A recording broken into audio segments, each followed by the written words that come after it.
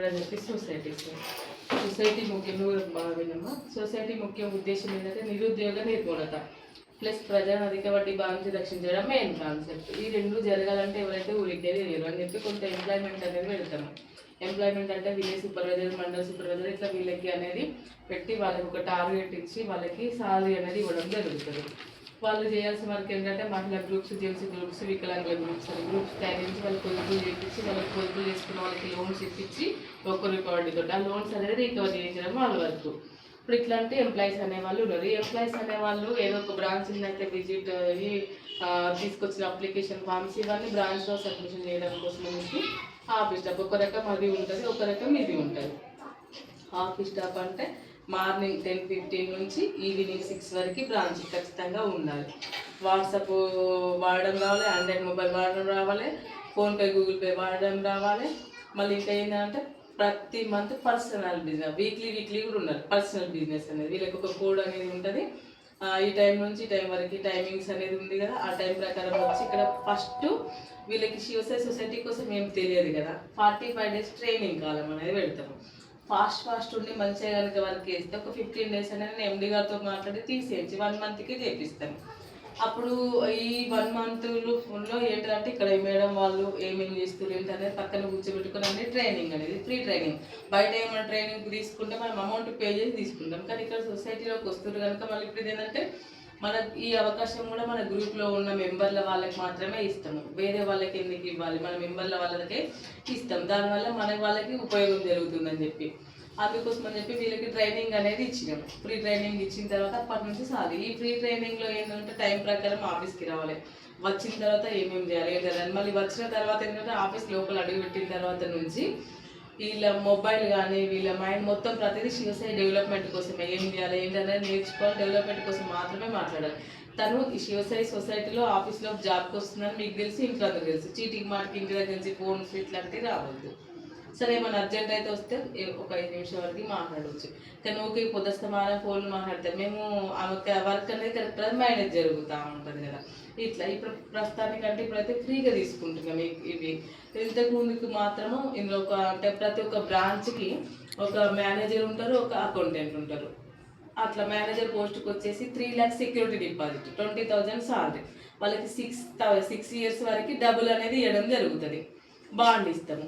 ఎందుకు అంటే ప్రతి ఒక్కరు వచ్చి ఇక్కడ డబ్బులు అనేది కడతా ఉంటారు.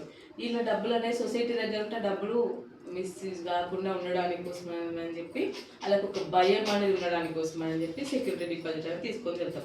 సేమ్ టైం అకౌంటెంట్ పోస్ట్ కూడా 1 lakh అనేది తీసుకుంటాం. అలా కూడా 6 yearsకి 3 lakhs అనేది వస్తుంది.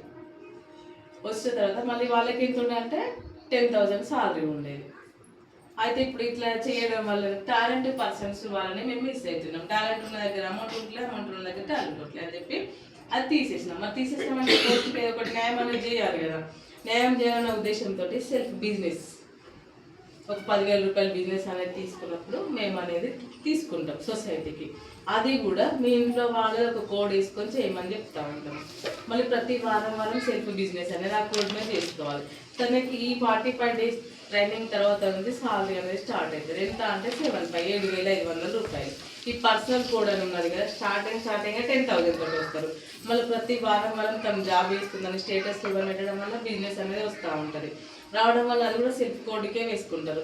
అది కూడా అవకాశం అనేది ఇచ్చినా కనుక దాని మీద కూడా ఇన్కమ్ తీసుకునే అవకాశం అనేది ఉంటుంది. సాలరీ ఆ 2 కలిసి దగ్గర 20K వరకు కూడా తీసుకునే అవకాశం అయితే ఉంటుంది. సరే ఇంకెక్కడ కూడా తీసుకోవచ్చు.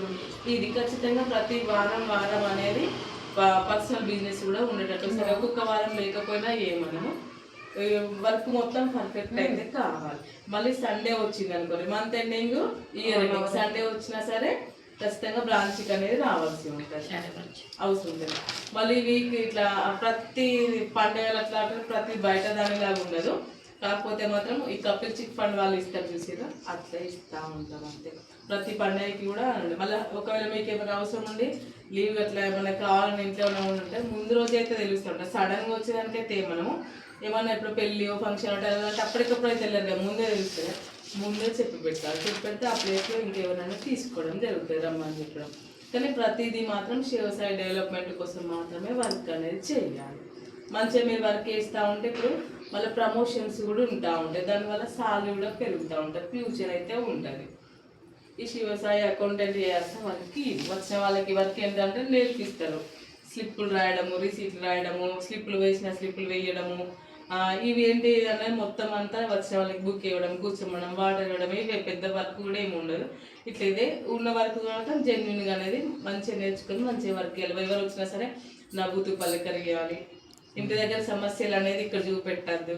ఇంటి దగ్గర ఏమైనా అట్లా ఉంటే ఏది ఉన్నా సరే ఆఫీస్ గడప బయటనే వదిలేయాలి.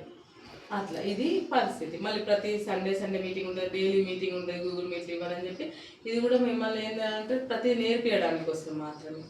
ఇది అకౌంటెంట్ చేయాల్సిన పని.